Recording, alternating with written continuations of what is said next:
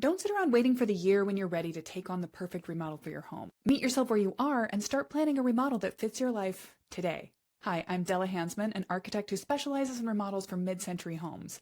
And what I want you to know is that you can make dramatic transformations to the way you live in and love your home with a series of small tweaks, or with a big transformative remodel, and both are great ways to make your house more your home. Let's talk about how to plan a remodel that you can start on this year, even if it's just part of the whole project that will move you in the direction of the house you want to live in. If you're planning to make changes to your home this year, by the way, you don't want to miss my free remodel planning class, a mid-century remodel to fit your life and budget. I will walk you through the step-by-step process of creating a master plan for your entire home project, whether you're going to take it on step by step or doing it all at once. Start small and plan big.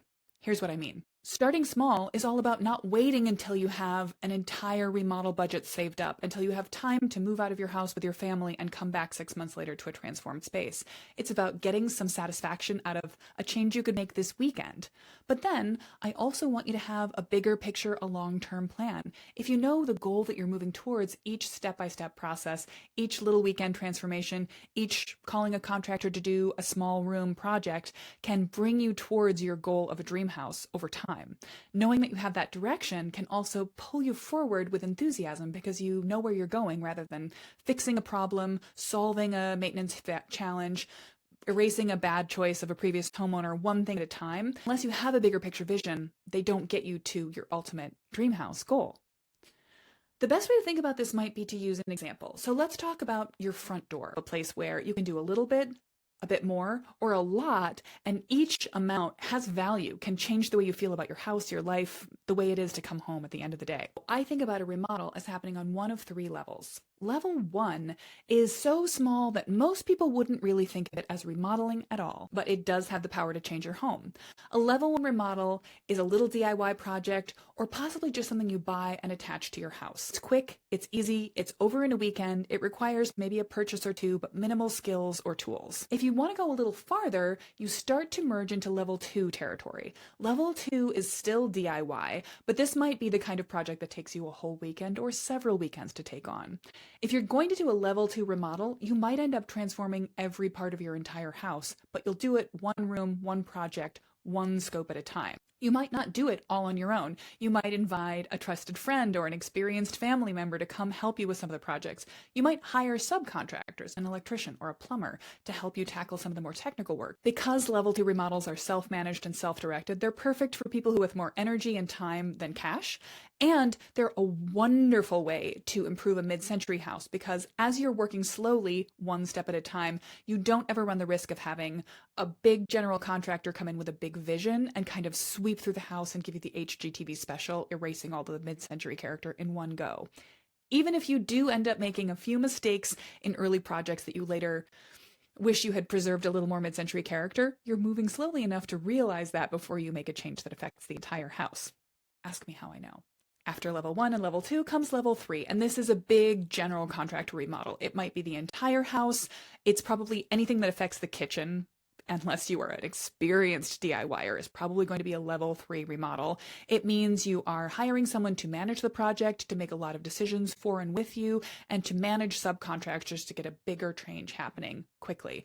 It might mean moving completely out of the space, down into a basement or into an Airbnb or another apartment while the work is done. It's going to take longer, it's going to cost more, but it has the ability to make a bigger, more transformative change. Now, when I mention these three levels, you can instantly identify which one seems appropriate for you right now. You might realize that level 3 remodel sounds great, but that's just completely outside of your budget and scope. Or you might even realize that level 3 is what you must do because you're just not a DIY. I do a lot of mid-century master plan designs for people who are thinking about a level 3 remodel, and having a master plan vision is essential for people with a mid-century home who want to preserve mid-century character. Because like I said, when you hand over the work of the project to someone else, to another person or team, you need to know that they understand what you like about your house and that they're going to respect those choices. They're not just going to do the thing they did for the last 5 or 10 people, which was to paint all the brickwork white and kind of remove all of the original character of the house because it's easier for them. If you've never done anything to your home before, if you're a first-time homeowner, then I absolutely recommend that you start small. Even if you're not planning to do a lot of DIY work, start with level 1 changes, a few simple tweaks, so you can Test your metal, see what it feels like to make a choice for your house, and then see it turn out in action. Let's come back to the front door. So if you wanted to make some level 1 changes around your front door to improve it, to like the house a little better, get yourself a new mailbox. I like ModBox mailbox. They have some really great colorways for mid-century houses. And then, step 2, paint your front door to match the color of the mailbox you chose. You have instantly made your house feel more tidy, more pulled together, and a little bit more mid-mod. If you want to stay in the realm of level 1, you can do some other low-tool things like paint the storm door around the front door for an extra classy look. You can add other purchased objects. House numbers. Modern House Numbers is a favorite company of mine, and you can just replace the existing house numbers with new ones in the same spot, or think about a better spot to put them in. Maybe a bigger, more attention-grabbing area. Add a bench or a planter. If you start to get into bigger DIY projects, the level 2 scale, you might think about getting out of the one-to-one replacements and, for example, change the color of the entire house, repainting it. Don't paint your brick. You might replace siding, replace windows. You might expand the stoop into a generous front deck that's a little more welcoming. You might create overhead space, extending the roof line or putting a shade structure. One of my favorite level 2 changes is to build a decorative knee wall somewhere in the yard out of wood slats or breeze block and mount house numbers to that. Shine a little light on it and you can create more three-dimensional layering between your house and the street. All of these changes can happen in a weekend or in a couple of weekends, and they add up to feeling like you've really put your stamp on the house. Now it's your home. If you want to take a level 3 approach to the front door, you can do more than just change the way it looks. You can change the way it lives. You might think about, if you're not up to your front yard setback, pushing the house forward a little bit, creating an entry vestibule. One flaw of a lot of builder-grade mid-century homes is that you walk in a front door directly into a living room, which can mean extra stuff gets brought into the house, cold air, wet feet, and just the things, the detritus of daily life, get dropped around the living room. If you create a little bit of an entry vestibule, you can have a straining space for both family and guests to put their things down to separate the living space from the entry area. You might be able to extend the front of your garage in tandem with the front entry extension. You could end up changing the entire way that your house feels from the street and the experience of coming home every day and the experience of being in your living room. A total lifestyle change for a mid-scale contractor remodel. Let me know in the comments if you're a level 1, a level 2, or a level 3 person. And by the way, there's no rule that states you can only do it one way. You might choose different parts of the house that need more or less work. For example, some rooms in a mid-century home might just need a little bit of the paint scraped off the existing woodwork and a new color of paint on the walls. A relatively simple level 1 change. Other areas you might DIY. A small bathroom or powder room remodel is something you could tackle yourself even with relatively small skills. But if you're going to make changes to a kitchen or add on any space, you're verging into level 3. You can adjust and tune your budget by setting the different levels that you want to tackle to different areas of the house. You can also spread a project out over time using one big picture vision, your master plan, and breaking it up into the project you have time, attention, and money for as you go.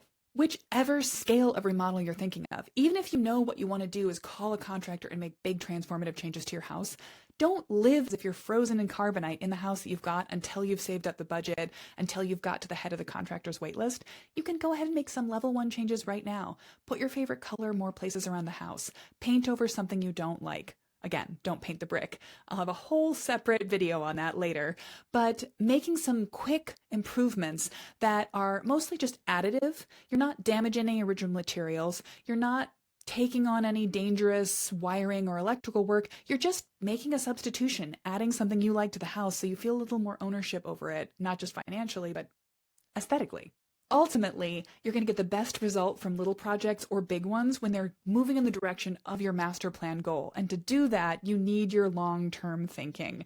That's going to let you break a project up into phases to do this year, next year, and 5 years from now, and feel like every single step you make moves in the right direction. When I ask people what's holding them back from getting started on making a change to their house, particularly people who've lived in their house for a number of years, sometimes as much as a decade, just not sure where to start, I hear they're feeling worried about time, about money, about agreeing with their partner, about knowing that they're going to do it right. And for all of those things, a little quick satisfaction project is a great way to get the ball rolling. It's a great way to test your decision-making capabilities. It's a great way to test how you and your partner can collaborate on something. So start small before you think big is a great way to get satisfaction.